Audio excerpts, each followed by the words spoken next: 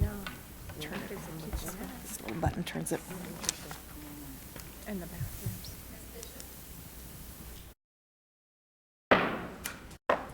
Okay, good evening. I'd like to call this meeting to order. This is the Mojave County Board of Health meeting, July the 10th, and I'd like to ask Mr. Shealy to lead us in the Pledge of Allegiance.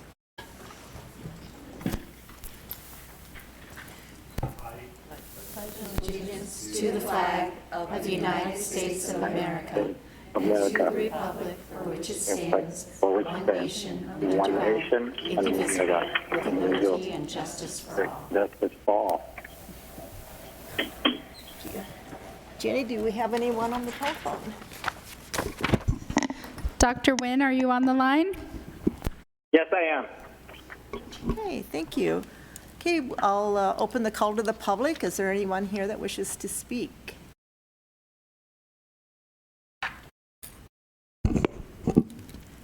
Okay, seeing no one for the call to the public, I'll close the call to the public and we'll go on to the business to come before the board, starting with item number 3, discussion of possible action, approval of the April 10th, 2019 meeting minutes.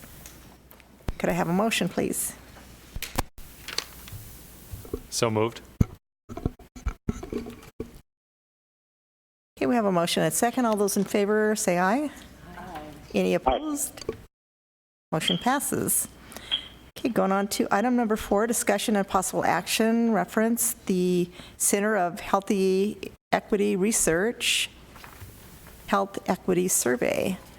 So Denise? Thank you. We have Mark Remaker here from the Center for Health Equity Research, which is from the Northern Arizona, it's based out of Northern Arizona University. So Mark will be doing a presentation on some work that they're doing. Thank you. Mark, Mark, can the you floor is yours. Yeah, yes.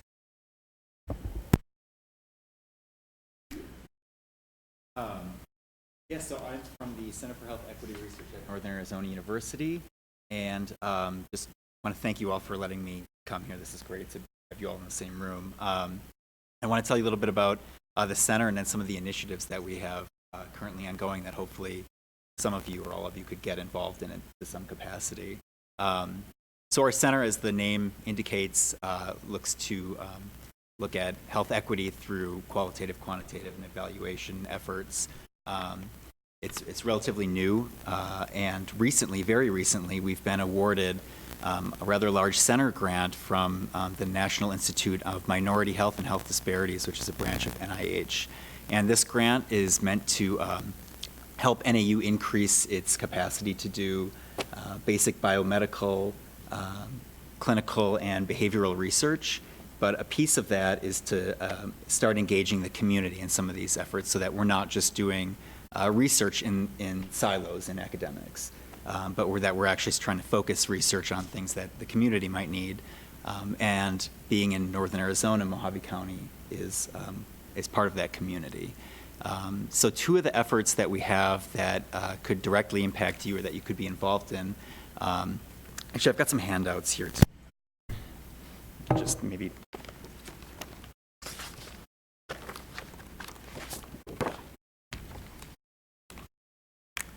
I'll take one for a reference.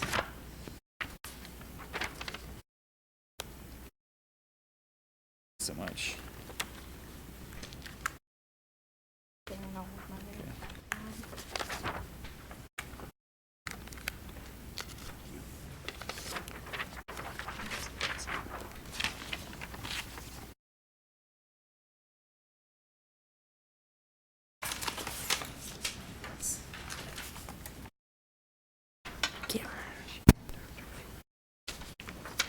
So the first one is just some information on our center, which is the center, actually the section of the center that is involved with community engagement. That looks like this. The second one, which is the first initiative that I'm going to talk about, is the Community Campus Partnership Support Fund. And this is some money that we have set aside that folks can apply for that can help not to get involved in research, but to start partnerships with the campus. So it's up to $5,000, and it's for mostly probably travel and food, so that you can start conversations about potential research that could end up leading towards one of the larger pilot grants that we have. $60,000 over 2 years. So if you have something going on in the county that you're interested in looking into and you'd like some partnership through research, you can reach out to us through this grant, or it's not really a grant, it's just a funding mechanism, I guess, some support funds to help get that conversation going. And again, since Mojave County is farther away than others, a lot of that is probably just going to be, gas money to get to NAU, or vice versa, to have the NAU partner come out to Mojave County. And actually, this goes both ways. So the campus can, if they've got partnerships in the county or in the community, they can apply for them, and we can have folks from the community also apply. And to date, we've had 3 rounds, and only one time have we had the community submit and be awarded money, and that was somebody from Mojave County, Melissa Palmer, who I'm not sure if you're all familiar with, but She's right there. oh yeah, hi, great. That's perfect. So you're familiar with this mechanism. If anybody else has questions about this, email me, or there's contact information on this document. And Or- Tier worked on that one too. Oh, perfect. Okay, great. So, so you are the only folks that have submitted from the county that got money.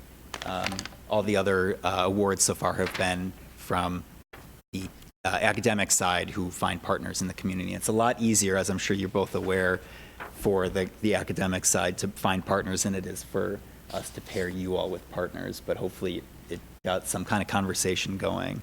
The second piece, which is the piece that's on the agenda, is the Regional Health Equity Survey, and that's the document that has a blue and gray table in the middle.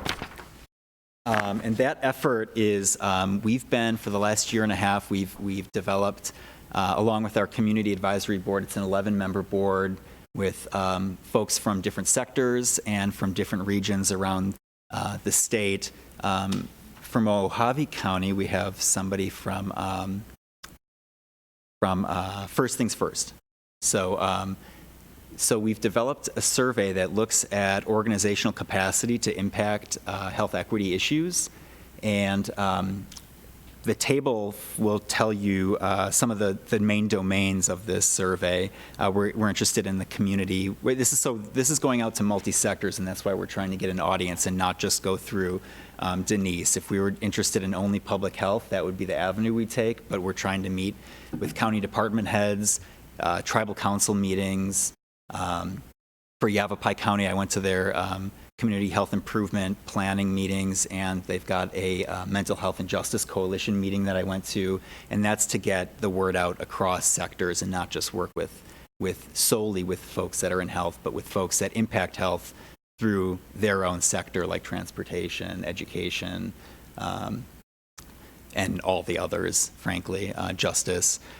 So what this is we're asking folks to tell us more about the community they're working with, organizational culture that currently exists within their organization to impact health equity, their personal experiences, so any trainings that you've had or any trainings that you'd want to have around this issue, partnerships, so who in the past have you partnered with? A good example of this is for Yavapai County, like I just said, I went to their Mental Health and Justice Coalition meeting. So clearly, they've got a partnership between those two sectors, but would they benefit by also partnering with transportation or education or another sector?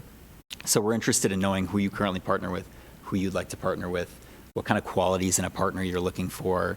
And then that last domain is research and initiatives. So we're interested in knowing, are there any initiatives that are happening in the state, nationwide, worldwide, that you think are great and could be useful for Mojave County, or that are happening in Mojave County that are working really well? We're trying to collect all of that information so we can disseminate initiatives that people across the state have found effective. And then research. So what place does research have on this issue, and how can we help, and what kind of research ideas do you currently have? The idea is then to collect all of this information, disseminate it back to you. If there's enough participation from each county, we can break it up regionally. but if we only have a couple of responses, then it's really just anecdotal, and you may as well just ask the person that, that submitted their responses to tell you their thoughts on it. So, but if there is enough of a response from the county, we can give you county-level data that you could then use for folks in Navajo County so that they would be able to use this for their community health improvement plan. And then on the campus side, we'll be able to inform research and evaluation efforts. So any further funding that we might have available, if we can figure out what the counties and tribes are interested in, we could try to direct funds towards those things. So it's important. We had some folks in our community advisory board pilot test the survey. It took about 15 to 20 minutes. Now that we've got it rolling, we've launched in Yuma County, Apache County, Navajo County, and the Kokopah tribe, and Yavapai recently. And I've been looking at how long it takes, and it's taking longer than 15 to 20 minutes, which I think in some cases is good because there are open-ended questions, and people are taking more time to answer those open-ended questions than our community advisory board did when they pilot tested this. So I'll be very honest, it's going to take longer than 20 minutes likely, but please do, you can stop and start whenever you want, and it's going to be very useful information for us. And we actually just recently got accepted at the American Public Health Association meetings to give an oral presentation, which is happening in November, and we currently have close to 100 responses from those counties that I named. We still have to get more tribes and counties launched, but it's a process. We drive out and go to these meetings and try to collect the correct participants. So it's a work in progress, but it's getting there, and Mojave County and Coconino County are next up on our launch list, and I'm hoping that that you all would be willing to actually, I'm not sure if this is if it's an appropriate venue or if there's time remaining. What do you got? I've got a sign-up sheet, and this could be just, if any of you are interested in participating in this, you can write your name down. I'll add you to the list. If you don't want to, this is obviously all voluntary. And you can sign up on this. I also have, which could be of interest, a list that I've been working on with Denise and some other folks on the community advisory board. We go through the sectors. We look online for any folks that have information available. County departments are easy. We can look for departments, find department heads online. But I don't live in Mojave County, and I've honestly only lived in Arizona for a year and a half, so we don't know what areas in Mojave County, what organizations in Mojave County we should be targeting. So if you'd be interested, I can pass around the list that we've created so far. It's just essentially the sectors broken down by, and then names of folks that we've located so far that we think could be worthwhile. You might be on that list already. If you're not, and you want to be, write your name down on this. And then you can kind of get an idea of where we're going. There's some like housing and food systems where we haven't found anybody yet. And that's where, when I've gone to other meetings, we've come up with folks like Cornucopia is part of it in Yavapai County. That was one that I didn't know about, an organization I did not know about, who is perfect for this. It's like a food bank. I don't know if you're all familiar with Cornucopia, but those are the folks that we're looking for. If you've got names of folks or organizations too that you feel should be represented and they are not currently, and you're comfortable putting down names and email addresses, that's fantastic. If you're not, which I completely understand, but you feel like the organization should be represented and you want to write that name down, I'll do the legwork and I'll call them and ask if there is anybody from that organization that would be willing to participate in this.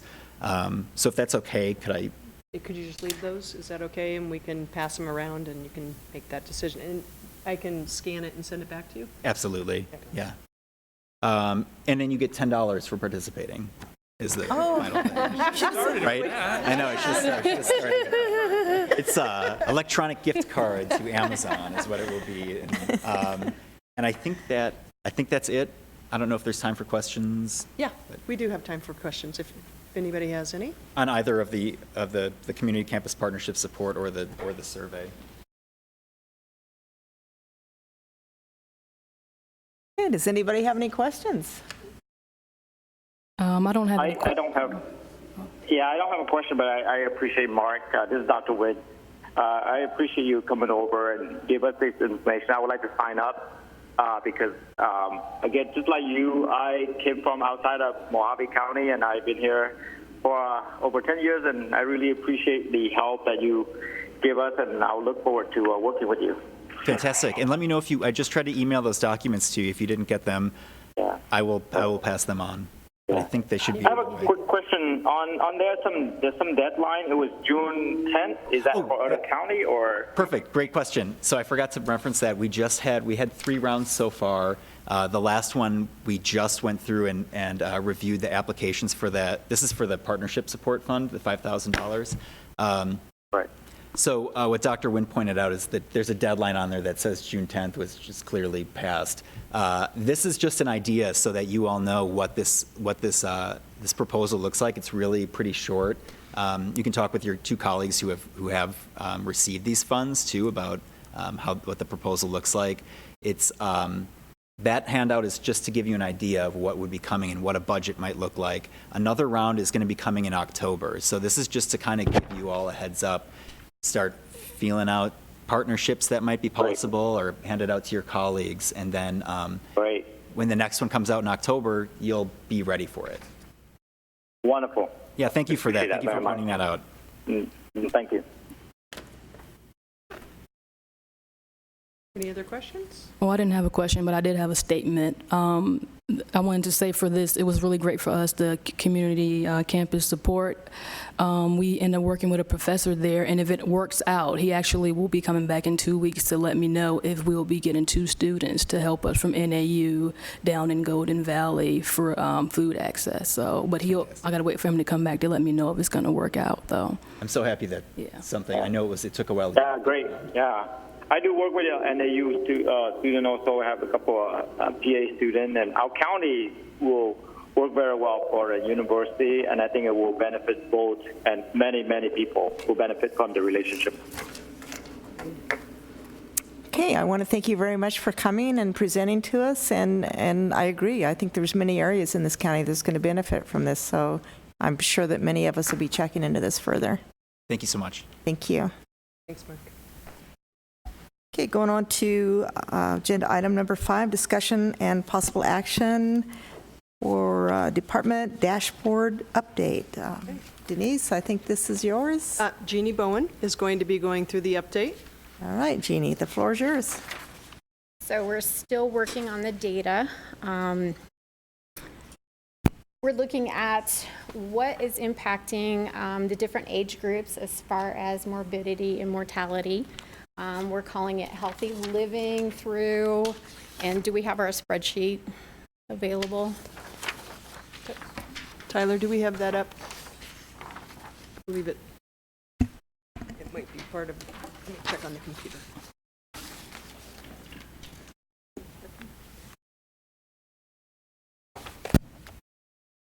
Oh, yes, it's up there. How do we get it up there? It's up here. Can you all see it in the monitors that are in front of you? No. Oh, Okay. we only see Jeannie. Oh, Oh, there it is. There we go. Okay. All right. That's good. So we're looking at, healthy beginnings, staying healthy, living longer. So this is how we're going to approach our dashboard and the data that we present in that dashboard. Currently, we've split out the data that we're acquiring between My Sidewalk. There's a lot of data that they have available that's public data. There's some data that the health department is going to be responsible for gathering, and we're in that stage right now. And we're also working with our consultant who is working on the CHA, because some of this data they've already collected for us for that purpose. So the next round will be looking at narratives and putting it all together. So hopefully within the next couple of months, we're actually going to have a dashboard to show you. And I'll kind of interject if you don't mind. The narrative is actually going to take the longest, I think. I mean, the data is certainly critical, and we're getting that from various sources. But clearly, our messaging of that data and how we frame it is going to be really, really critical to getting that message across to the public about what we're trying to accomplish and what some of the issues are and how we plan to address them. And some of those are going to be issues that we, as a health department, don't actually directly address. For example, if there are diabetes issues within the data, we don't directly target diabetes. We certainly work on obesity and other issues kind of around that, but not directly. So that's where we would bring in community partners, and we would facilitate the dialogue with those people that actually do provide the services around that. So that would be public health's role in that kind of issue and that kind of topic. So, but yeah, if anybody is, and Sandra, at one point you were kind of participating in the phone calls, but as we move forward with the narrative, it's always nice to have a different set of eyes on that narrative. So as we develop that, if that's something that we might be able to send out to you to look at and review and give us your take as a member of the public, would this seem clear to you? Sometimes, you can't see the forest through the trees. For us, it's like, oh, well, that's easy. That's simple. This is what we mean. But as the public, you may not understand it from that same perspective. So we want to make sure the information is clear. Also, in the interim, if you're interested in looking at Navajo County's My Sidewalk site, you can actually go to their website, and it's pretty darn impressive. So I'm hopeful ours is going to be just as or more so. So, and you can see all the narrative that's included in there. And one of the key points there is that they actually had to select one item to have on their front page. So what is that item? Each community really kind of identifies a different issue as their issue, but somehow we have to find one. They picked, it was lifespan. Navajo County picked lifespan. So we can pick something very similar to that, but I want it to be ours and something we feel reflects our community, whether or not it's an issue or otherwise. So. Just from a layman perspective, it is an incredible amount of data for someone, for a school teacher, or a fireman, or who's looking for a specific data, which is so easy to find, which can be so easy to find. It's just very navigable, but I'm very pragmatic about this technology because it provides data that isn't always positive and be negative. Yes. An economic development director can take a look at that and that does not look good. Right. Or maybe the press might feel like, well, Mojave County has, if you need to be prepared, for Spanish involved in what we're rolling out. That's a very good point. Good point. Yeah. Right. Yeah, it's like the comments about Facebook, right? Everybody puts their best face forward on Facebook, but we know underneath all that is not real. That's not real life. So same thing. We need to have a mixture of both, realizing that we do have challenges within our county, and we want to reflect those to a point in our My Sidewalk site, but balancing that out with the good as well, because there's a lot of good going on and a lot of positive news, and we need to make sure that that information is conveyed as well. So I appreciate that comment. Okay. Any other comments, discussion?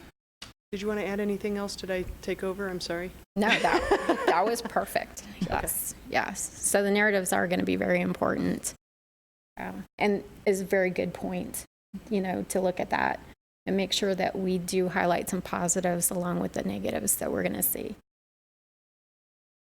Okay. Do we need any action on this, or was it just informative? I think just informative. Okay, we're going to item number 6, discussion of possible action, update on the community health assessment.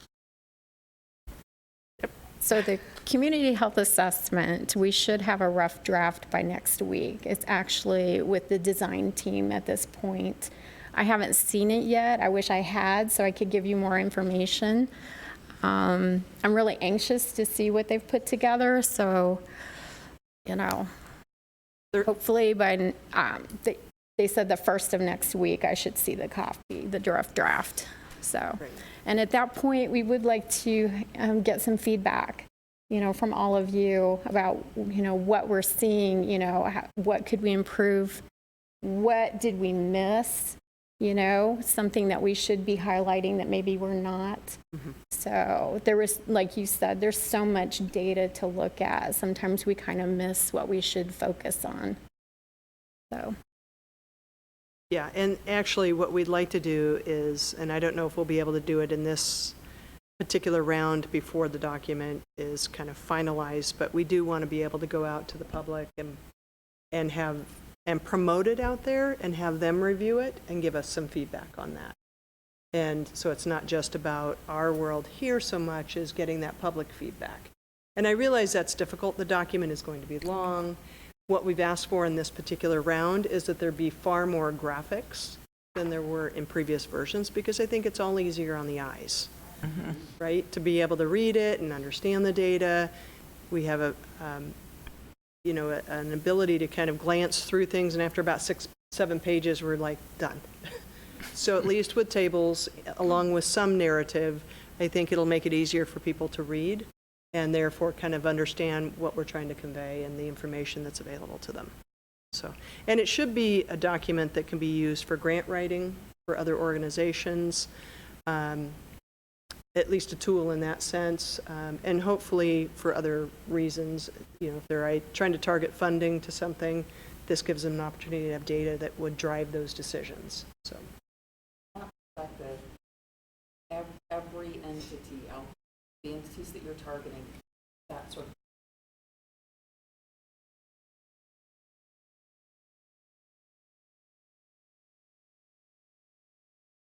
Yeah. Right there at their fingertips.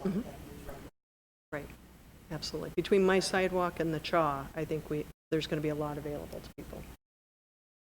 It's pretty exciting. Did we get good representation from all the communities to participate in it?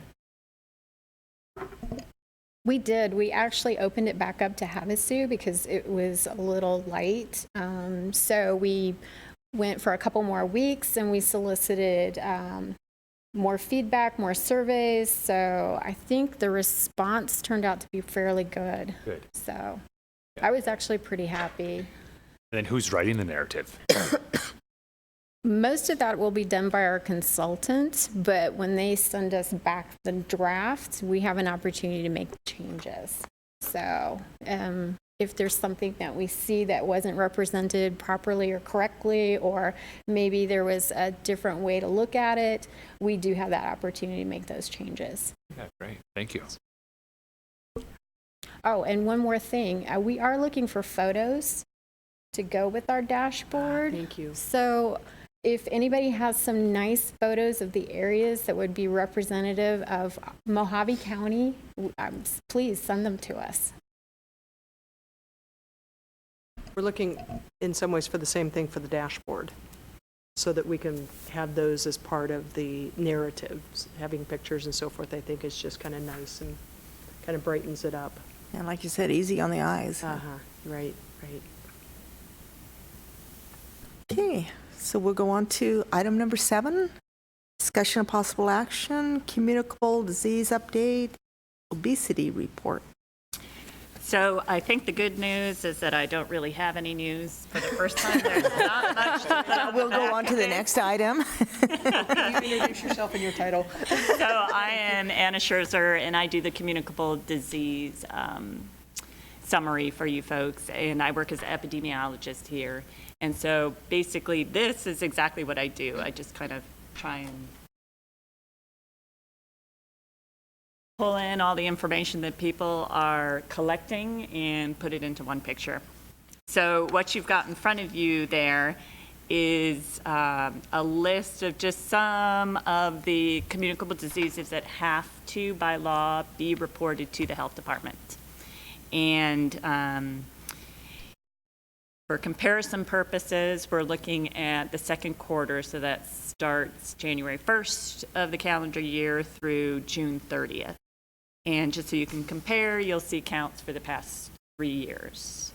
And then over on the very right there, that column that says the number investigated, those are all the investigations that we do. Those are all the reports that we receive. And then after we've gone through all these cases and investigated and interviewed and looked at records and whatnot, we get to pick out the ones that we call confirmed cases.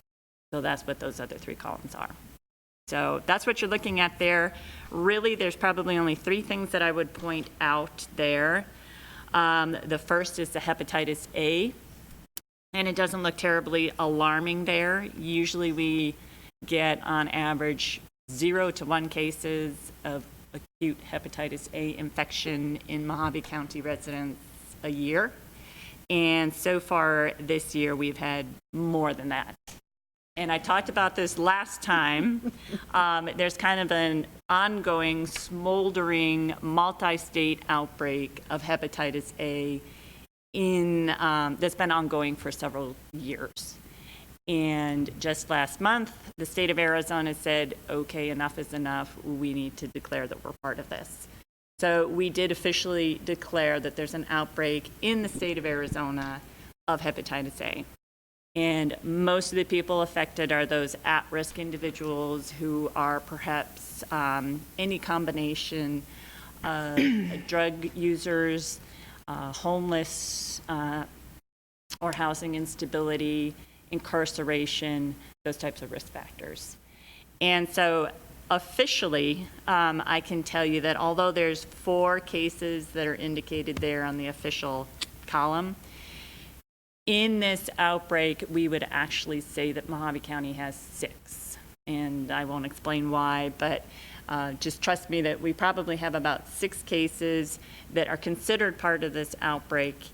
And indeed, we are seeing some of the cases in folks who are drug users and homelessness and home instability and recent incarceration. So we're kind of fitting the picture there. And there's a lot of work that's coming down the pipe with vaccinating the homeless folks and the folks who are most at risk. And so that's where things are headed with this. And it's not just us, it's statewide. And so there's some actions that are going forth with that. Our cases, so 6 cases, they would be split between Bullhead City and Lake Havasu City service areas. So, anything within those general areas. And there's a lot of folks that are being hospitalized, and indeed that's the case for us. And our onset stretched back from November in Mojave County, and most recent, well, it's going to be ongoing for quite some time. I think the most recent we have was mid-June. So I think there'll be some more cases that trickle in over time. But it's nothing new. It's actually what we talked about last time. It's just that we've made it official, and it's on a state level, and we're paying attention to what's going on there. And the only other things that you might take notice of, pertussis, usually we don't see a whole lot of pertussis cases that are confirmed this time frame. Last time I pointed out that we did have a handful of cases from the Arizona Strip, and there are a few extra cases. What I can say is that nothing seems to be linked. There's no outbreak. So yeah, there's higher than normal numbers, but I don't think that it's alarming or anything that's going to take any extra investigation on our part. Just continue forward as we normally do. And then the same thing with the salmonella cases. If I had to guess, I think there's probably just more or better testing that's going on specifically for salmonella, so they're finding it a little bit more often, and so we're hearing more reports. But again, we do a real good job of matching up salmonella cases to see if that they might be linked or if they're coming from a common source, and they're not at this point.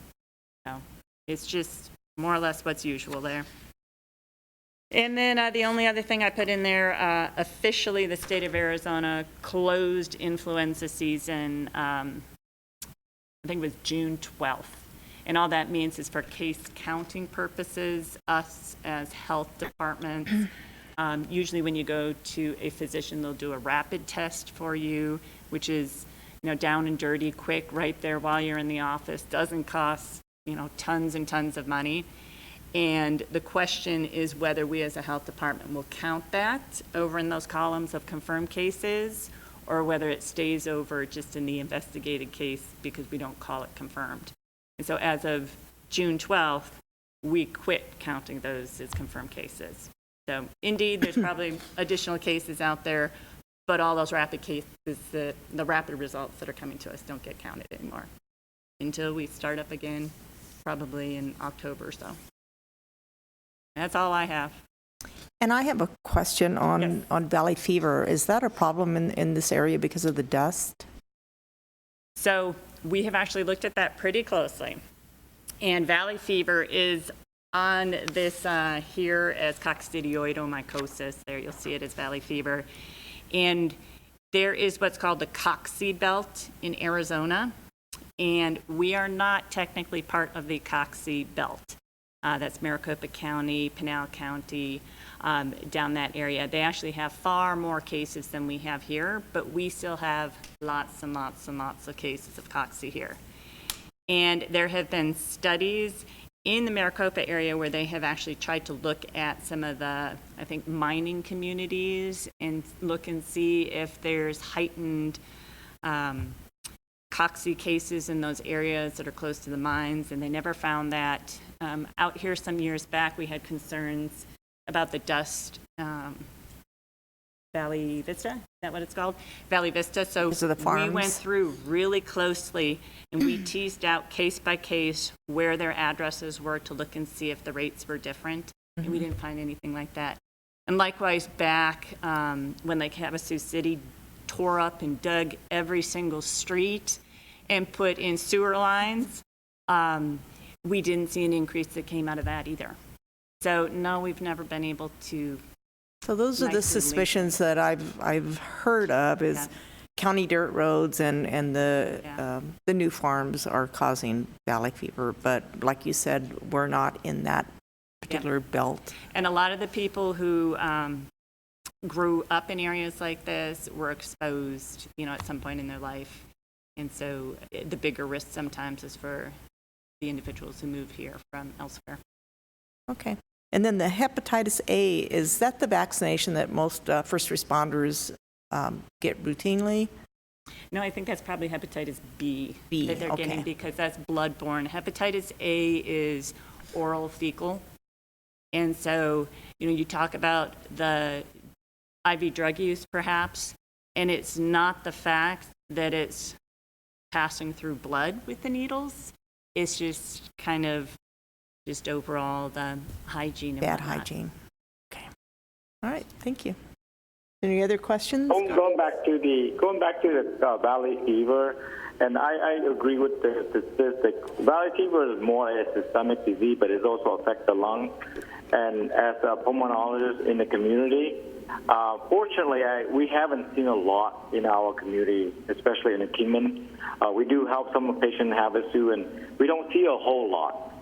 There's a few cases since I've been here that call it a severe systemic infection involving the lung. Matter of fact, one of the physicians did have that condition, but it's not as bad. So that, fortunately, and it fit the statistic from the presentation that we're kind of out of the belt. But we always screen, and it's always good to screen for. There is a blood marker that we as physicians look for in certain individual, especially with individual with history of weight loss, fatigue, cough. Those are the things that kind of trigger us as a physician, especially in pulmonary medicine, we look for. And again, fortunately, we have not seen a whole lot of devastated disease in terms of valley fever. Okay, thank you. I had a question on we might have answered this last time. The hepatitis C for 2018, it was at 83 versus like in the mid-30s the year before. And was there a particular reason last year? So don't put a whole lot of faith into the hepatitis C counts. The reason being it is very common. And over the past, I'd say definitely 10 years, treatments have increased tremendously, and health departments have come under other strains. So depending where you are in Arizona and definitely in the United States, How far you go and investigate hepatitis C cases is kind of questionable. And I can tell you in the state of Arizona, it is by law a requirement to report hepatitis C cases. However, a lot of that reporting is done electronically straight to the state health department. And it has reached the point now where they do not automatically turn around and report it back to us. So they're capturing the information and they're capturing the counts, but those are not necessarily coming back to us. So it's kind of touch and go. There have been times when we have specifically gone to the state and said, hey, can you give us those hepatitis C reports because we want to look into them a little bit closer. So if you do that, you open the floodgates and here come 150 reports of hepatitis C, and up goes the case counts. 2018, I'm trying to think specifically what was special about 2018. There was nothing that happened. I think more likely there was probably, yeah, it was. I think we asked for some of those cases so we could look into them just a little bit further. Got And it. there was a reason for doing that. I think the community was asking about hepatitis C rates and then maybe the overlap with opioid use, and to look and see if you could find a pattern in hepatitis C rates and opioid overdoses. And so there was a reason why You're looking at it closer. we asked for them. And then what you mentioned on the hepatitis A that we're looking at certain strategies to for some sort of what's the medicine called? Vaccination. Sorry. Yes. Yeah. So how would that happen? Because those folks usually don't like to come. So that, yes, to so us. that is the number one best approach to fighting this outbreak. And of course, the irony is that it's also a very, very difficult population to serve and reach. And so we're working, there are state calls and meetings on a biweekly basis where all the counties share what they're doing and what their attempts are so that we can all learn from that. Like I said, this has been happening in San Diego for quite some time. It's happened in Salt Lake. So they all have all kinds of experience there. And at this point, we're working with the Catholic Charities in Bullhead City area for outreach there. And the prison population, I don't think that we can directly get into the Arizona Department of Corrections, but we're working with the jail facilities for those folks in the incarceration. And then, of course, the overlap with drug use and, incarceration. Did you want to address that a little bit further? She says. We actually just did our first clinic based out of one of the facilities for Catholic Charities in Bullhead City. And the reason we started with Bullhead City is because some of the cases were, like Anna had mentioned, were out of the Bullhead City area and involved these populations. So we had a clinic on site at one of the Catholic Charity buildings. And then we have another one scheduled for next week. And then we have a couple other agencies like Salvation Army and one of the, I think the Vets Resource Center out of the Bullhead City area that we're trying to get, something started with them. Then we'll be branching out into the other communities. We're just starting the ball rolling. But one of the big issues that we had when this all became, it was became an outbreak, declared an outbreak, was who's going to buy the vaccine? Where are we going to get it? Well, we kind of tossed around some ideas. I mean, it's can be very expensive. Lo and behold, the state health department was able to purchase vaccine and allocate X amount of doses to each of the counties. So we are getting state supplied vaccines. And like Anna said, we also have supplied some vaccine to the county jail. The prison is already doing their own vaccinations. So we're just starting our efforts. So there's more to come. Are you able to go out into the communities and where they live? Well, I think that probably will be in the plans, is to, because just like, was mentioned, it's not, a lot of times you don't have them coming to you. Mm-hmm. So I think that will be part of our efforts, is that we're going to be doing outreach. We're going to go out into those areas where they are and meet them where they are. Yeah, so when you are getting to Lake Havasu, let me know and I'll help partner some people together. Great. 'Cause I think we could probably have some pretty good effects there. And if that was one of the Fantastic. areas they were getting them from. Oh, yeah, we'll be going countywide, so, Perfect. great, thank you.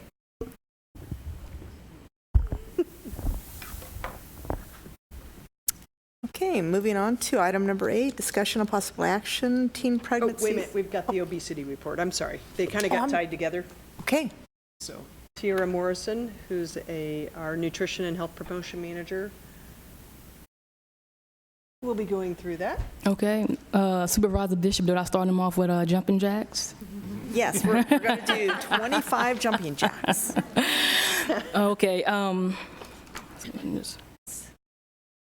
So this first slide here, when the data was originally requested, you guys wanted to have it broken down from Kingman, Bullhead, and Lake Havasu, but it is really difficult to find that information. So this information here I got from one of my state contacts, and the only data that's available is for the early childhood for each city. And the reason that is because one of the programs out of the Arizona Department of Health Services, the Empower program, they work with a lot of the Head Starts and the daycares throughout the entire state, so the data is readily available. However, as you can see down here for the early childhood, down on the darker pink color, that's the obesity rates in each city, and it compares each city to the overall state. And in Kingman, it is 11%, and it's equal to the entire state. And Havasu is a little lesser at 8%. Bullhead City is higher for the early childhood weights at 16%, and for the adult weights, again, the darker color is the obese, and then the lighter pink is individuals who are overweight. And Mojave County exceeds Arizona for both of those percentages there. Oops. So We'll is that work saying on that. 67% of Mojave County residents are either overweight or obese? Yes, that's 35.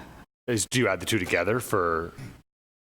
Yes, yes, all together. Yes, all together. Overweight and then obese. That's. What's the BMI for overweight? It ranges between 25 and 30, and then obese is over 30. Well, 24.9 is close to that, but yeah. And then over 30 is BM for obese.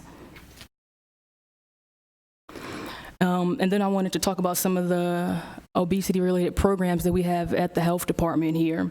So we have the Women, Infant, and Children program, which works with the women, infant, and children for postpartum and pregnant women, infants, and children up to the age of 5, and they provide nutrition education and food benefits. And then we have the Arizona Health Zone program, which partners with schools, senior centers, boys and girls clubs, and provide nutrition education, physical activity, in addition to working in food systems, the food access, active living, trying to get policies passed, such as having bike lanes in the different cities, and early childhood education. And then we have the senior nutrition program, which has the congregate meals and the homebound meals, which is considered the Meals on Wheels program. And that services Kingman, Lake Havasu, Golden Shores, and then the outlying areas, such as Fort Mojave. I know Yes. that at one time, the city had a senior nutrition program, but it does not anymore. Was that just based on grant funding? No, they still have it, but it's ran by the city of Bullhead, where these ones that I mentioned is ran by the, yes. And then some other community programs. We have the University of Arizona. They also have the Arizona Health Zone program, similar to the health department, but they work in different locations throughout the county. And the Without Waste, the WOW Mobile Market, is a food pantry. Well, not a food pantry. Is a food distribution, so to speak, where it has a food that's distributed out to the citizens through a transfer truck that gets dropped off down in, it was in Fort Mojave, but I don't know if anybody's familiar with Betty Ray. She's having a trouble finding a location right now for it, so she has it in different places right now. But individuals can come up, it is free, they don't have to provide any ID or anything, and they can get as much produce that they can take home. So if it all works well, we'll actually be hopefully having one in Lake Havasu soon. Can you help me out, Mayor Sheehy? Where would it be again? I can't remember. At the Community Health Foundation. Yes, the Community Health Foundation. So we're trying to partner with St. Mary's right now to get one of those also down in Lake Havasu City. And then the WAHOG, they also have the Senior Nutrition Program, which is in a partnership with us at the county, and their Walk with Ease program, which focuses on reducing arthritis pain, but also just overall health. So individuals with arthritis can go out and walk without experiencing a lot of pain. And their chronic disease self-management classes that they offer has some topics. I mean, they focus on some nutrition and physical activity in some of their classes.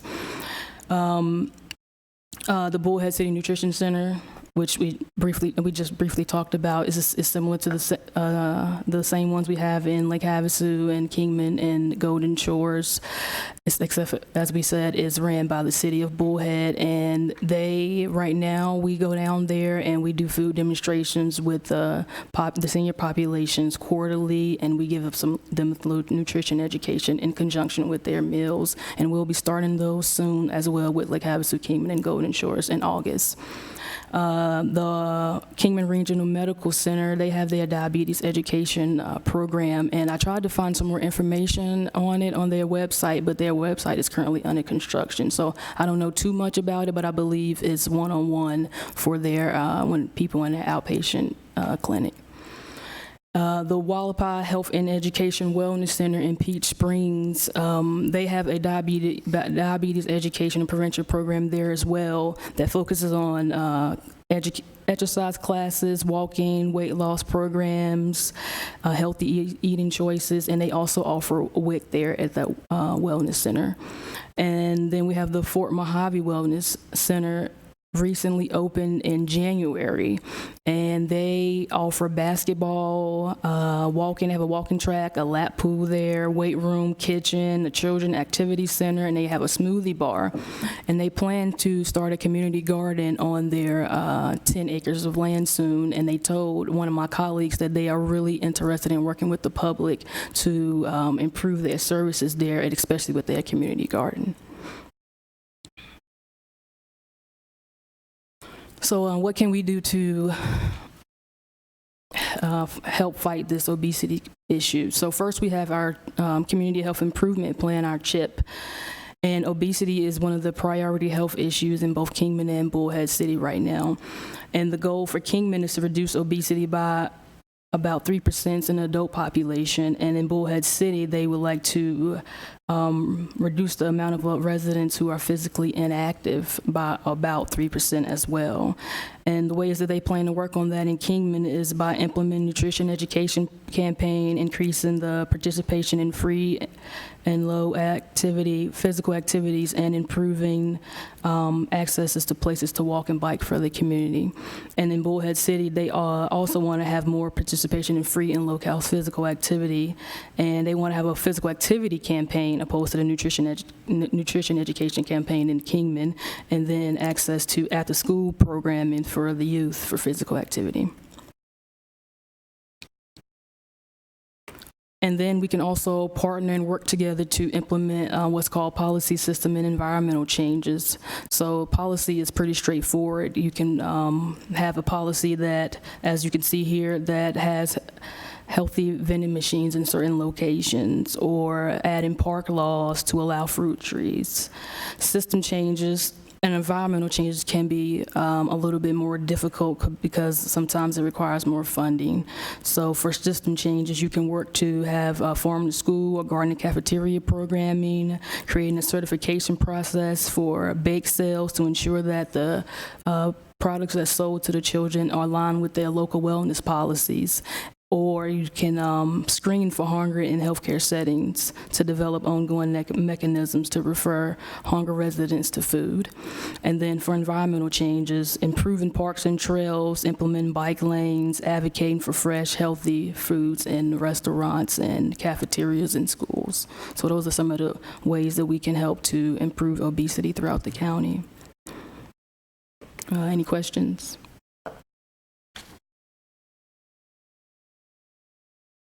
Obviously, I'm concerned because Fort Mojave are the highest obesity rates, and that's where I'm from. But, I mean, the indicators of why people are obese, have we looked at those and paired them with what your solutions may be? For example, a large portion of children are on food stamps. Their parents are on food stamps. What type of food are they per food stamp card? And how do we influence that? And do we have influence in that realm? Right. So the Arizona Health Zone program that I spoke about earlier actually focuses on SNAP participants. So one of the ways that we go out to the schools and the senior centers, so on, and we teach them nutrition education to try to teach them how to spend those food dollars that they receive and make healthier choices. Interesting to see a child say, "Mom, that's not what we should be buying. Let's buy celery." And we've had some kids or parents come to us and say that after the fact, but one of the struggles that we have with that particular program is getting the program into all of the schools that we have throughout the entire county. Like, for instance, right now, we had, in Bullhead City in particular, we was only in Desert Valley last year, where the year before we were in Desert Valley, Sunrise, and Diamondback. What was the reason? The reason that we often hear is testing. Teachers don't have time to have us to come in and teach these classes because they can range in between 1 to 9 days. So that's why our outreach decreased down there this past school year. I think we need to talk to the superintendent. Thank you. So one of the things that we've been working on with the Kingman Initiative, the obesity group, the first thing we did was we changed the name because there's such a bad stigma with obesity, so we called it Healthy Living. We did a day in the park. I hope some of you people were able to participate. We got a huge attendance for our first event. We partnered with the Torch Run, and we were focusing mostly on the physical activities, making sure that residents knew about all of the opportunities that were here in Kingman. One of the survey questions we asked was, what prevents you from participating? And it was time, money, and transportation. Those were the three biggest issues for them. And I thought that was pretty interesting. But they're all interested in doing physical activities, walking, biking. They were interested in food classes.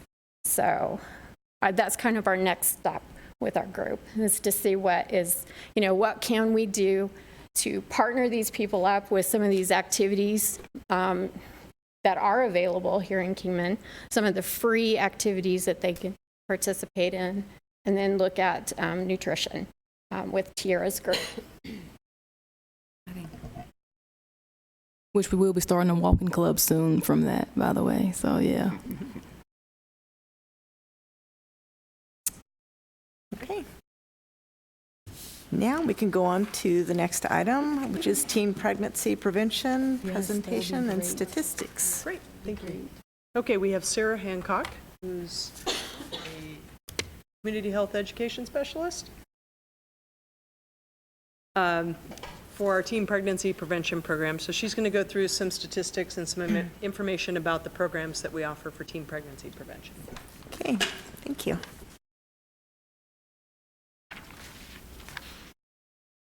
All right, I'm going to be honest, I don't know how this thing works, so I'm hoping it just magically comes up in the next couple seconds. There we go.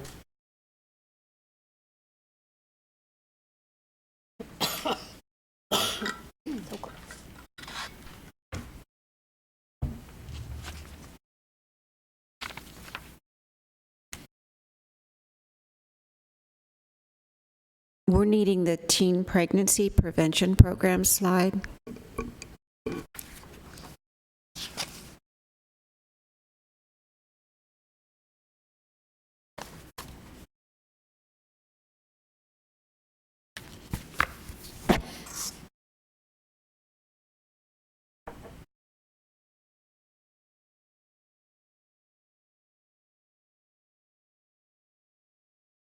I have it on a... Good call, technology backup. I was a Girl Scout, guys. Thanks, Sarah. Well, that's being prepared. I'm impressed.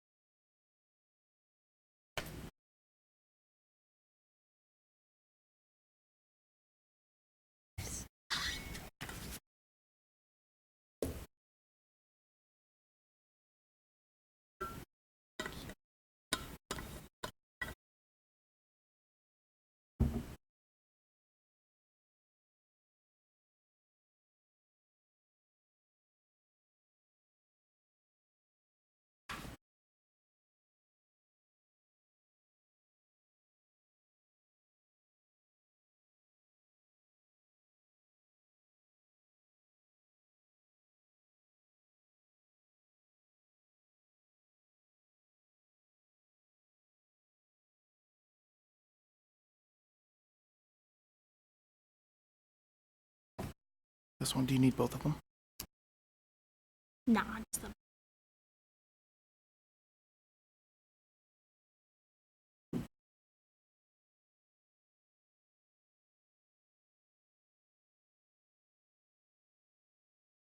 Throw it up on the screen.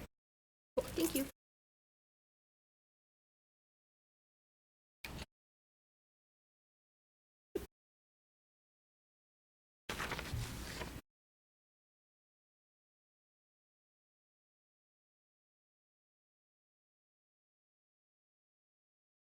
Perfect. All right, so hello everyone. My name's Sarah Hancock. Thank you for allowing me to come and speak this evening. We're going to be talking about everyone's favorite subject, which is their teenagers and sex. Not really, right? So I am one half of a duo of Sarah's. My colleague Sarah Lynn couldn't be here tonight. She's based out of Lake Havasu. So the purpose of the presentation tonight is to give everyone an overview of who we are, what we're doing, why we're doing it. I know there's been a lot of news recently about teen pregnancy programs in the state of Arizona. So if anyone's had any questions about what our county does, what that looks like here, hopefully this can answer a little bit of that for you as we go along.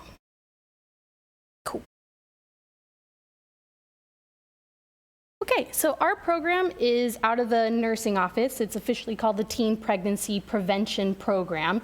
The reason that we exist is to try and achieve these three main goals. So our goals are to reduce the number of teenage pregnancies, go figure, among 15 to 19-year-olds, to reduce the number of repeat pregnancies, so for young teenagers that have already had a pregnancy, trying to change their knowledge and beliefs and attitudes and education level about how to prevent that again happening, and then also to reduce the rates of STDs in that same population group. So how do we do this? We go into schools throughout the community, so we're in several different towns, Kingman, Bullhead, Lake Havasu, so on and so forth. We implement age-appropriate, school-appropriate, scientifically accurate, and evidence-based curricula that help us meet those three goals that we're designed to meet. So we started in 2008. We've been rolling it out every year since then. This year, this past year, the 2018-2019 school year, my colleague and I served over 1,300 youth in offering this program throughout the county, which is a slight increase from the year before, and it's basically increased every year since then. We're always trying to reach more youth. Our goal this year is going to be 2,000 students, so crossing our fingers for that. And then we're pretty much everywhere. We go to schools in Lake Havasu City. We have one single school in Bullhead. We do go to Kingman, Fort Mojave, Topak, and we have been to Littlefield. We didn't go this past year, but we've been in years previous. And then why? Why do we do what we do? So we're going to look at some information about what we are up against. So why do we need this program? Why is it important that this exists in the health department, and why do we go to schools and teach this to our teenagers? So nationally, the issue of teen pregnancy is still a huge health concern. Mojave County is no exception. The rates have gone down nationally over the last couple of years. However, we'll talk about later, STD rates have gone up to take their place. So the national birth rate for people in this age group is 22.3 births per 1,000 women. Arizona, our home state, is slightly higher than that. We're sitting at 28.5 births. Mojave County, even higher than that. We're at 29.8 births per 1,000 women. And if anyone here is from Bullhead, I am sorry. Bullhead is sitting pretty at 36.9 births. So much, much more prevalent in Bullhead. We're going to talk a little bit about why. So a note on Bullhead. This isn't a hate speech to Bullhead. One of the reasons that Bullhead has slightly higher rates has been identified in the Community Health Improvement Plan, the CHIP, which we've been talking about earlier in this evening. They identified that teen pregnancy was one of 3 things that they wanted to work on as a priority health issue in that community. So community members have identified that this is a huge problem down there. Unfortunately, they identified also that a lack of educational opportunities might be one of the main contributing factors to this problem. We have had a hard time getting into Bullhead schools. The superintendents and principals and people in charge have been resistant to the program. Historically, they have been very vocally opposed to us being there. I know they had a recent superintendent change, though, in their school district, so hopefully we'll be able to present this. Good time. Hopefully, right? Crossing our fingers. All about timing. Yep. Last year was the first year we had a school in Bullhead City proper, not Fort Mojave or any of the outlying areas. We taught at Mojave Accelerated Learning Center there for the first time. So that was our first official school in Bullhead last year. But that's the only one. Mojave Accelerated is that one school in Bullhead that currently hosts our program. The objective right now of the 2020 CHIP is actually for Bullhead City to implement our program in at least half of their schools. So that would mean a huge increase in the amount of schools that need to sign on for this program in order to meet that goal of the CHIP. So it's not just pregnancy, although that is a big enough issue, right? Our program is also designed to help combat STD rates in this population group. So sexually transmitted disease rates have climbed dramatically in the teen population nationwide. Arizona, no exception, unfortunately. So even though adolescents are only 25% of the larger sexually active population, they account for 50% of new STD cases. So they are hugely represented in the amounts of STD transmissions going on.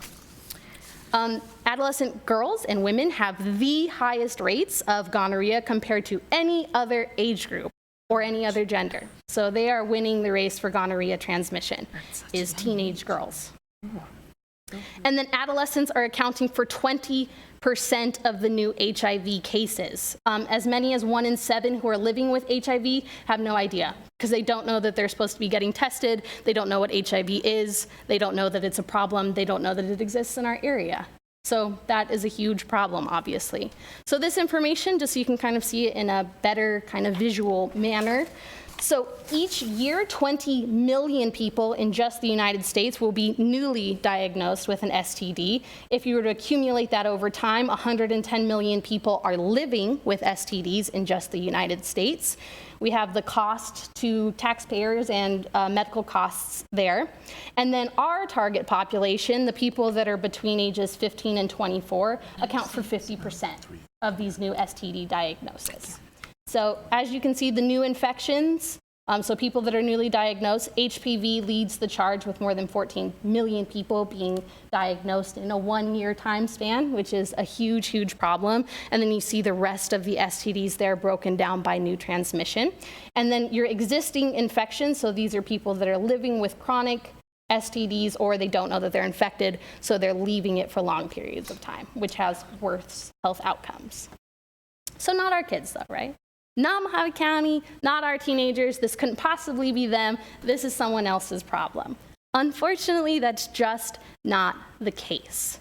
So in a 2017 survey of high school students, this was an anonymous survey, high school kids were allowed to honestly rate their behaviors. 40% of 9th graders, so those entering high school, had had sexual intercourse at least once. That number was already at 10% of children that reported they had already had 4 or more sexual partners by 9th grade. By the time they graduate, that number jumps to 24%, so almost 1 in 4 teenagers will have had 4 or more sexual partners by the time they graduate high school. 30% of that 40%, if that makes sense, had had intercourse in the last 3 months. And of that 30%, 46% didn't use a condom, so they had no protection from STDs at all. And 14% used no birth control method of any kind, not even the withdrawal method. Zero method at all. So what are we doing about it? What is our program doing to try and combat this large issue? Well, like we talked about earlier, we have specific curriculum that we use when we go into schools to teach. Arizona mandates that girls and boys be separated in order to receive this curriculum. So we have one that is typically used for the boys, one that is typically used for the girls, although we do have many curriculums available that schools can choose from based on the needs of their kind of adolescent population. The most popular ones that we do are Wise Guys for the boys and Smart Girls for the girls. So Wise Guys for the guys is a proven male-oriented teen pregnancy prevention program that teaches a variety of topics, including consent, contraception, STDs, values, and anatomy. Each of these two curriculum, Wise Guys and Smart Girls, they are comprised of 8 lessons or 8 chapters. Each lesson has a different topic. So these would just be some of the topics covered.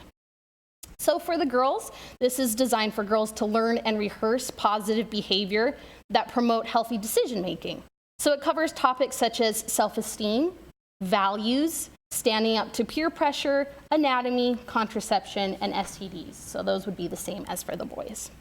So both programs are called Abstinence Plus, which means that abstinence is stressed as the best choice. So it's the only 100% way not to get pregnant, the only 100% way not to get an STD. But then we do offer additional information for if and when they do decide to become sexually active, how to protect themselves. So abstinence is a strong part of our message in both curriculums. And then both programs actually stress parental involvement and communication. So for example, in the Smart Girls program, there are homework assignments that the kids take home in order to have these conversations with their parents. So they can almost bring the lessons home and start having these conversations with a parent or a guardian.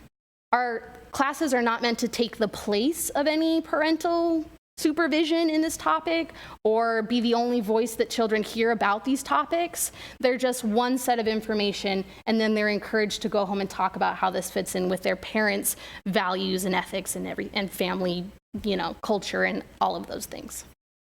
So does it work? Why do we do it if it wouldn't work, right? So participants in these programs, the Wise Guys and the Smart Girls programs specifically, they show, after the program is over, an improved knowledge of the consequences of sexual activity, so how you get pregnant, how you get exposed to STDs, things of that nature.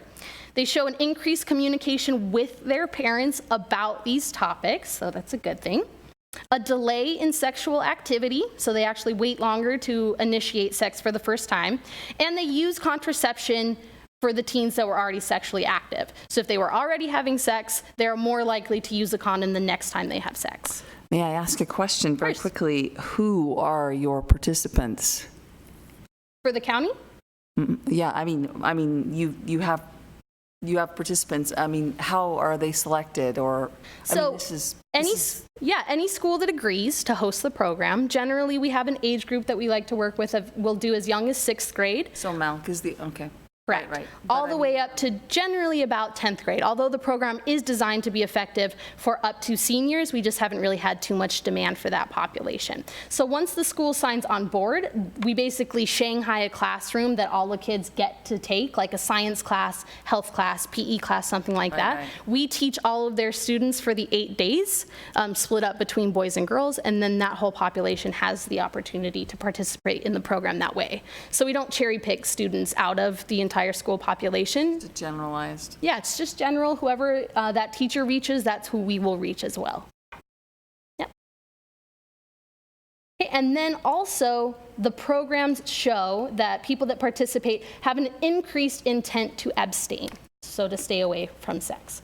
So a note on condoms. As part of our program, we do talk about condoms in our contraception chapter. So we talk about condoms as a way to prevent a pregnancy as well as to protect yourself from STDs. An optional part of the program that schools can choose to do if they would like is a condom demonstration. So showing youth the correct steps to put on the condom.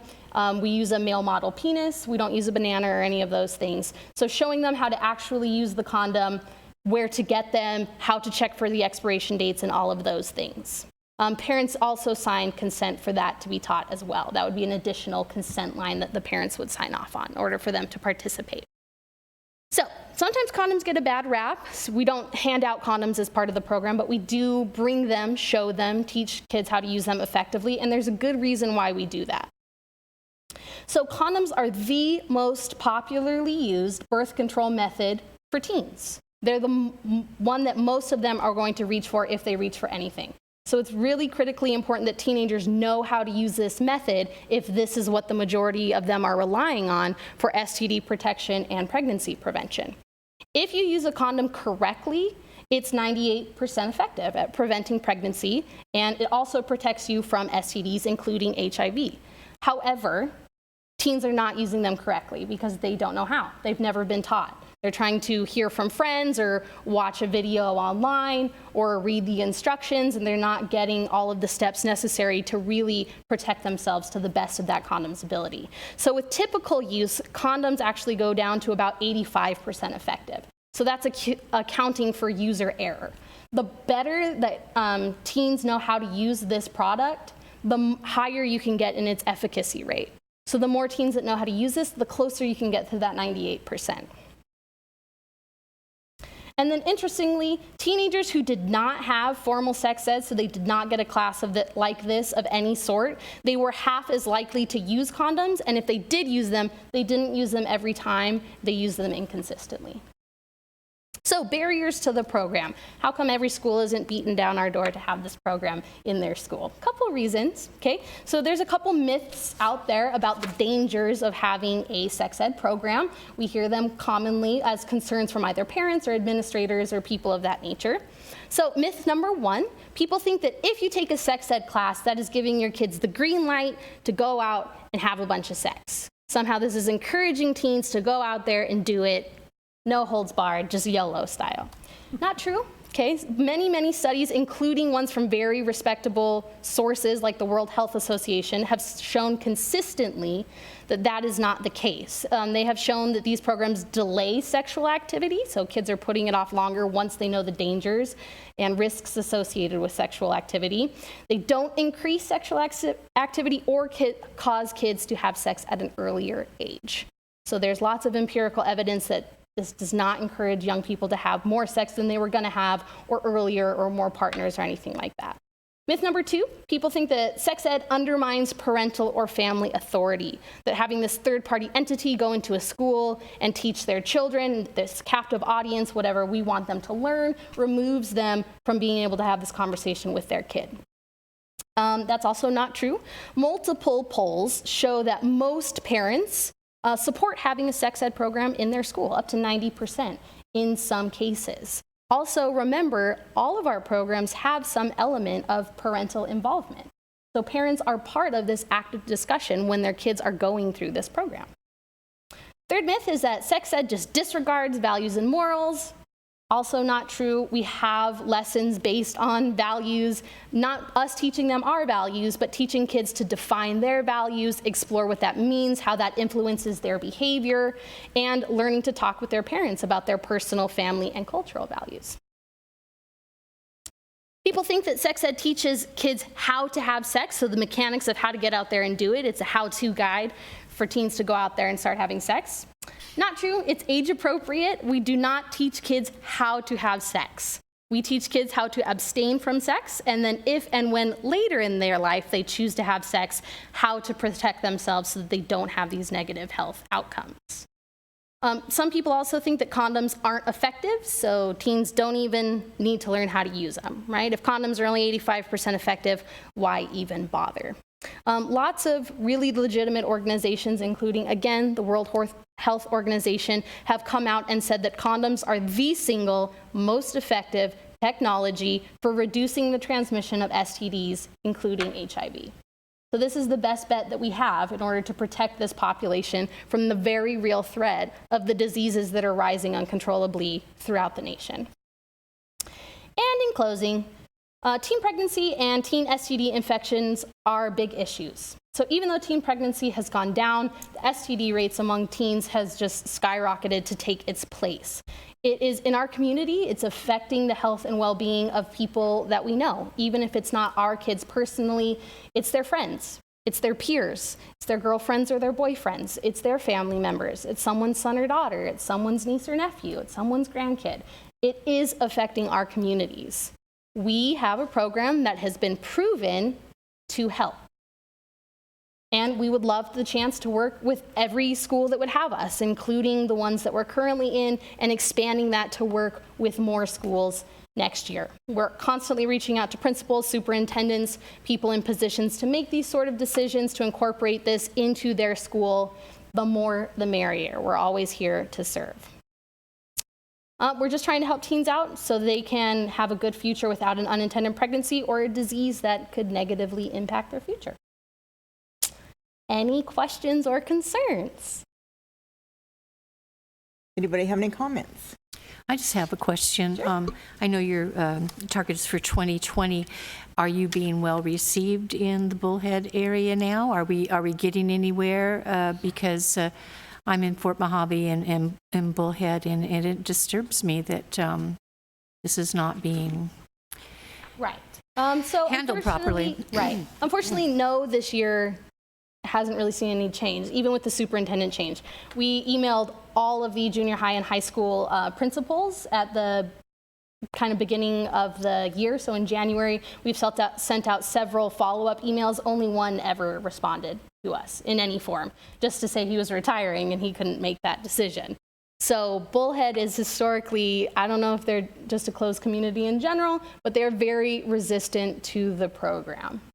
I'm not sure what's going on there for why, but they won't even respond to our emails. I think there was a shakeup with the superintendency and a few of the principalships and things, but I mean, I see target markets like not only public schools, but the private schools, the charter schools, the homeschool groups, and there are a number of them in Bullhead and Fort Mojave, but they get together. They are an association. They are part of one another. Right. And church groups, all of those entities, do you have strategies for each one of them? This is great. These programs are great. Are we looking at all of our target markets and making sure that we've got inroads in each one? Great question. So we are designed specifically to work in schools. We are also at the Juvenile Detention Center as an outreach program to them for an for an at-risk population. We have reached out to superintendents, we've reached out to parents, we've reached out to principals, individual teachers. We're actually scheduled to meet with the Board of Superintendents in August to kind of get them all contained in one group so we can make them hear our message. So hopefully something good comes of that.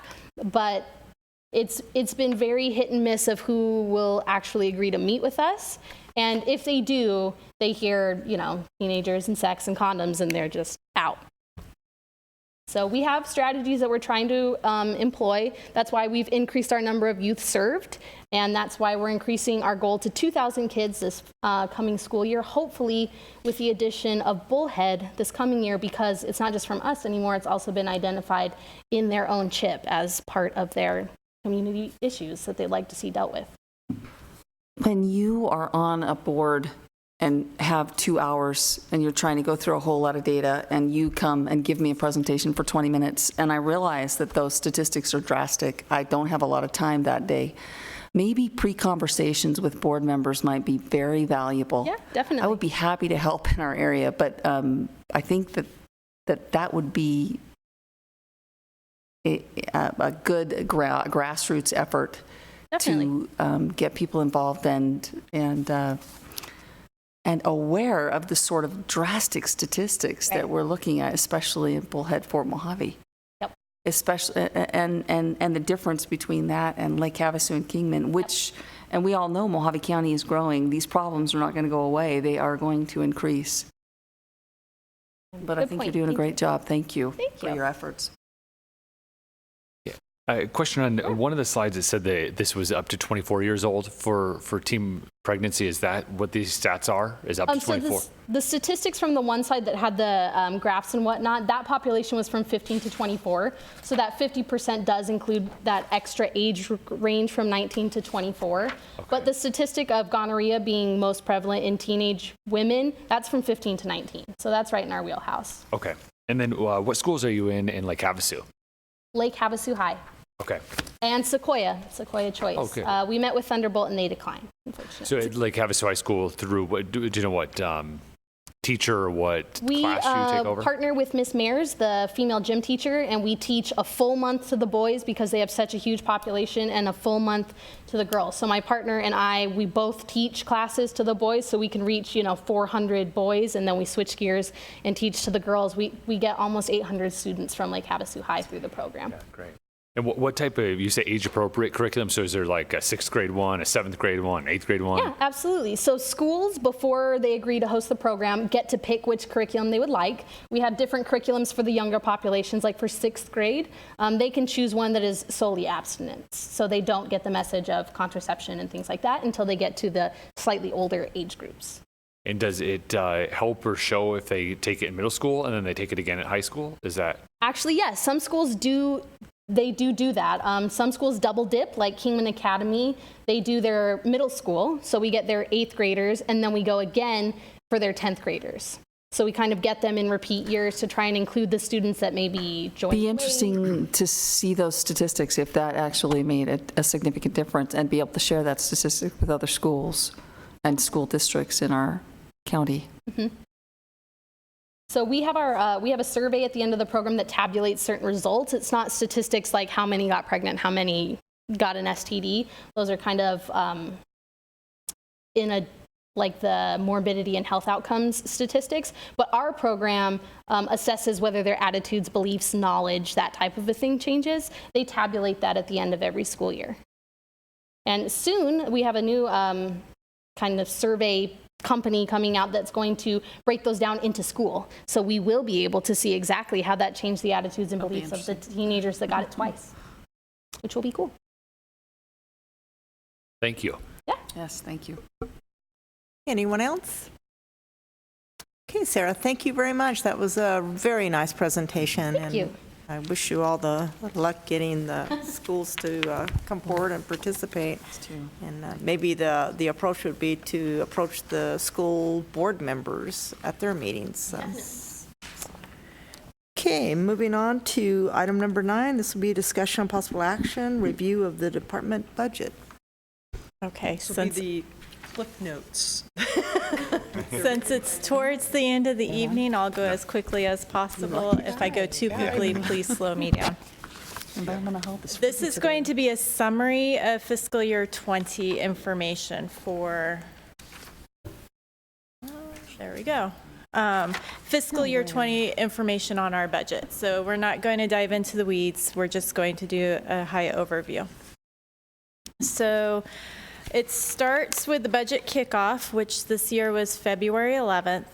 And then the department budgets were due back to finance by March 4th. So we have about a 3-week turnaround on these. We have to start with the finance and county manager directive, which is, holding our budgets as close to level funding as possible. And then we go on to internal goals. So what do we need to do to meet community and department needs in our budget? And then we go on to grant budget requirements, because each of our grants require something from us as it pertains to our budgets. All of our grant budgets need to be supported. All of our personnel and activities need to be supported in the majority of our grants. There are a couple of our grants where our public health nurses are supported by general fund, but the activities that fall under that are supported by the grant. So this is a graph that shows from fiscal year 16-17 all the way up to fiscal year 19-20. You'll see it looks pretty much the same.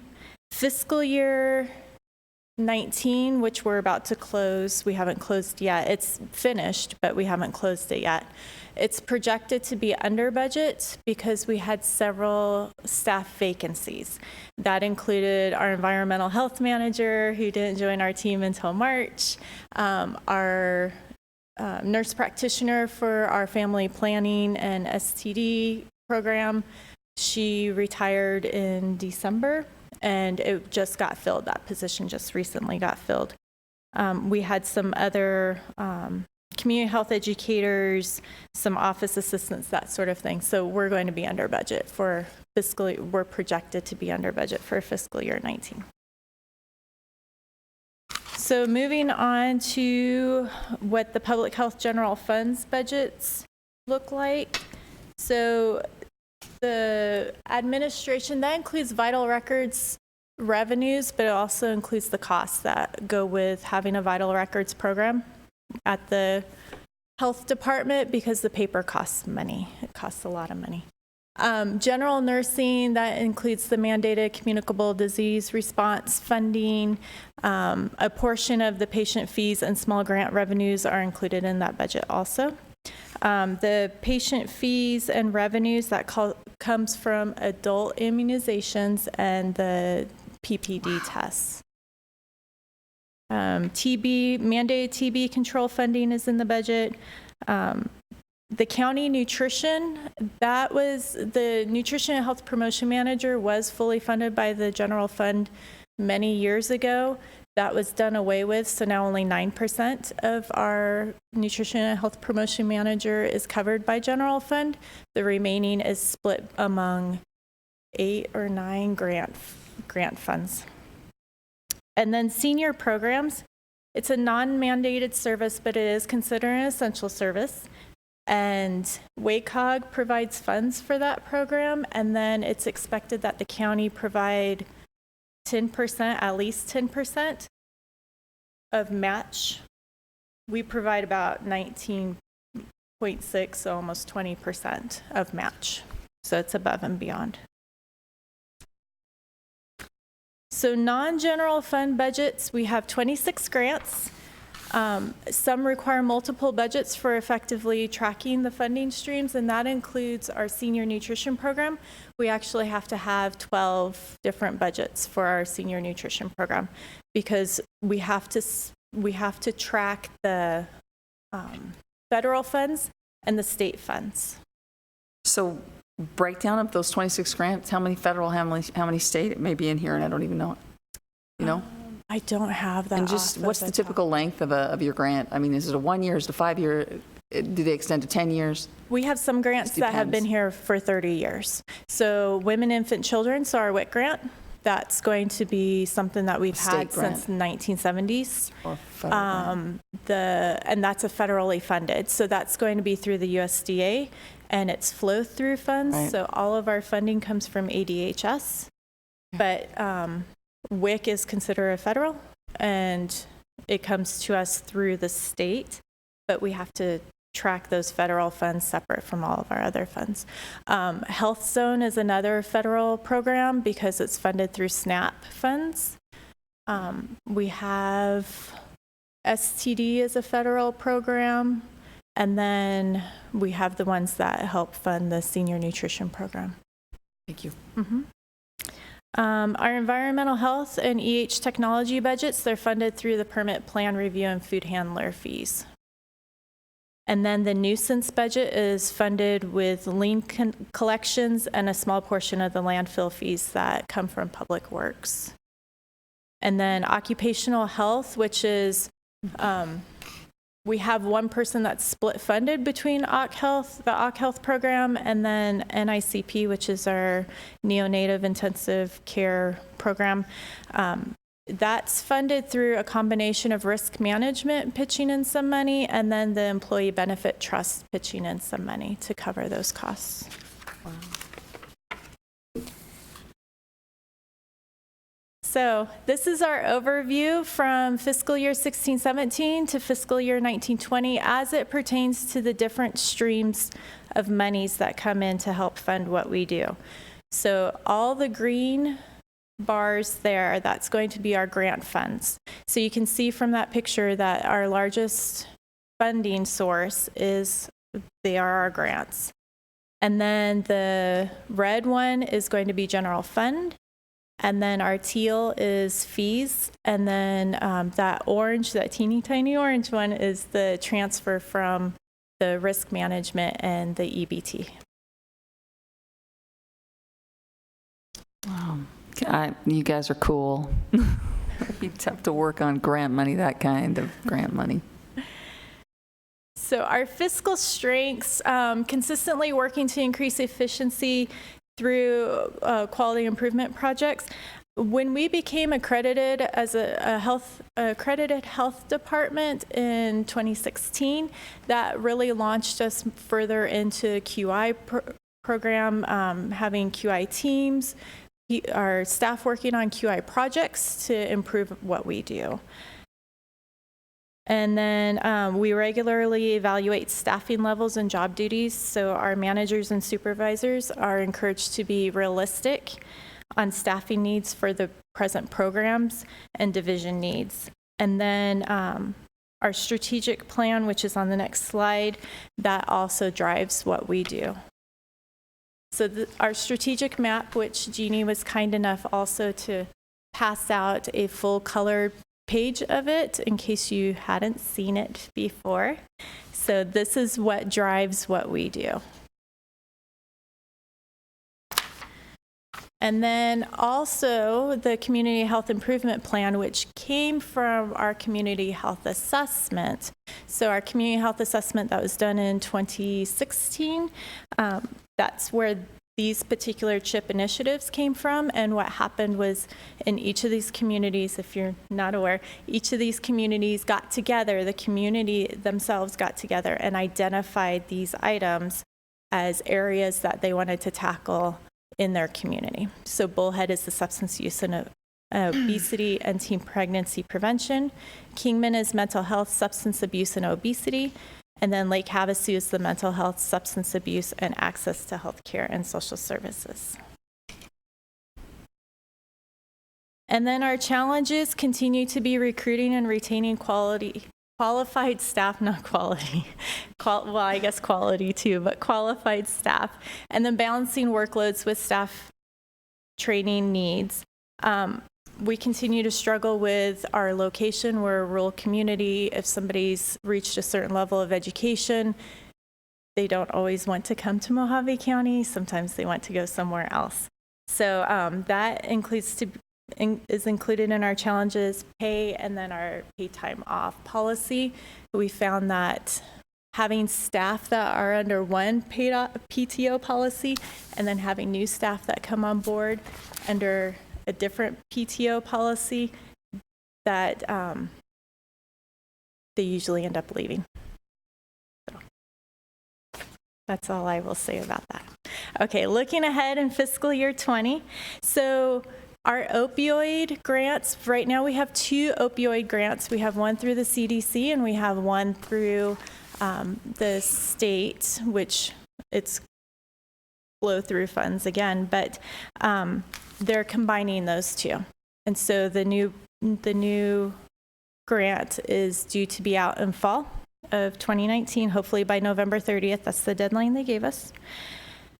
The WIC and breastfeeding peer counselor programs received a modest increase, and that's considered to be temporary because we used to be part of the USDA Western region, and they've moved us to the Southwest region, which is a different area, and funds are looked at a little bit differently. So I wouldn't count on that continuing on beyond this year. Hopefully it does, fingers crossed, but being realistic, probably won't happen.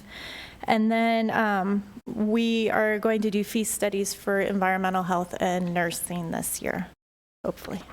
The last time they were done was about 5 years ago. So. And our fees currently are not necessarily always covering the services that people come to us for. So. Struggles for us in fiscal year 20, of course, the recruitment and retaining of staff, especially the nurses and environmental health staff. public health nurses are hard to come by, and registered nurses, again, it's that once you've reached a certain level of education, you generally go somewhere where you can pay your student loans. So we have a 30-year vital staff member retiring in the spring, and she works in finances. A lot of our grants that we send out bills for, they are now starting to require all receipts, all supplemental timesheets, all the documentation to justify what we're doing. And in the past, it was a report and the bill. Now we have to pull all of this documentation, make copies, and send it in. The last one we did, it was about that thick. So that staff member retiring who knows these programs inside and out and can work within these new requirements, it's going to be a struggle for us. And hire soon for that position. And then I already talked about the grant reimbursement, the requirements. Senior nutrition program costs continue to rise, and we aren't seeing an increase in funds to cover that program. Reasons include minimum wage increase and food costs. And grant requirements now too. The last feedback we got, they want all of our volunteers, 100+ volunteers, to have level 1 fingerprint clearance cards. And if anybody knows anything about fingerprint clearance cards, they run about $78. And we have high turnover of volunteers. They move out of the area. They're only here during certain times of the year. Unfortunately, sometimes they pass away. We have to replace those. So we're looking at about 300 fingerprint cards per cycle because they last about 5 years. So that would be costly. The environmental health nuisance complaints and abatement, that has about reached its maximum capacity in its budget. So we're looking at creative ways of handling that and tightening up requirements. And then our high-risk perinatal program, which is also the newborn intensive care program, that's also experiencing a decrease in funding. And that program is vital to families who have babies who were in the NICU or have special needs, and they need that help and that support, that extra support. So once budgets, I checked today, and I think they aren't posted until they're approved by the Board of Supervisors, which will happen in August.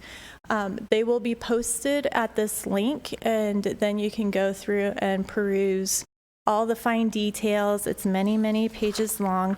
If you're curious and you want to look at what last year looked like, that one is posted on there. So to close, what other information can we cover at future Board of Health meetings as it pertains to the budget? And then in addition to that, what involvement should the Board of Health have in the developing of our budgets in the future?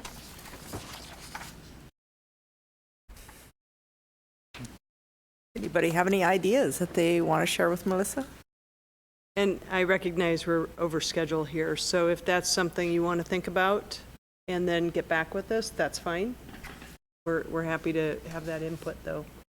I think that's a great idea. Should we make a motion for that? That we revisit this next meeting and provide suggestions based on the information that we have and the link that was provided to us that we go home and review.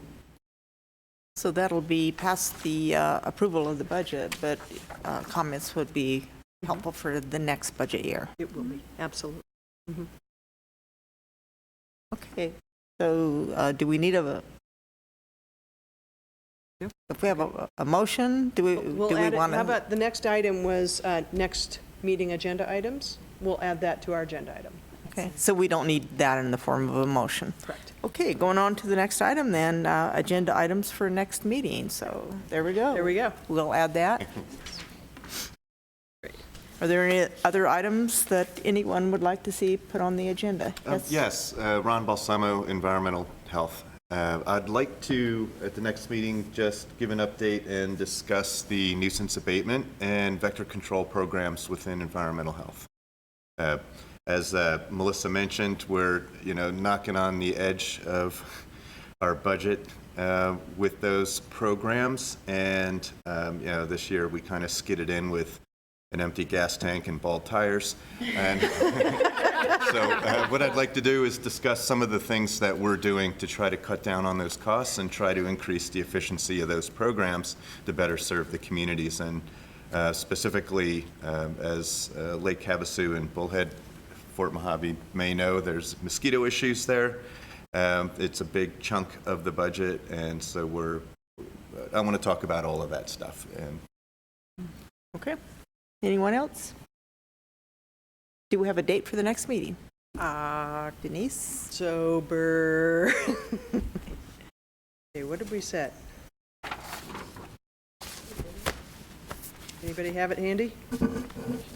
October. Good comments. October 9th.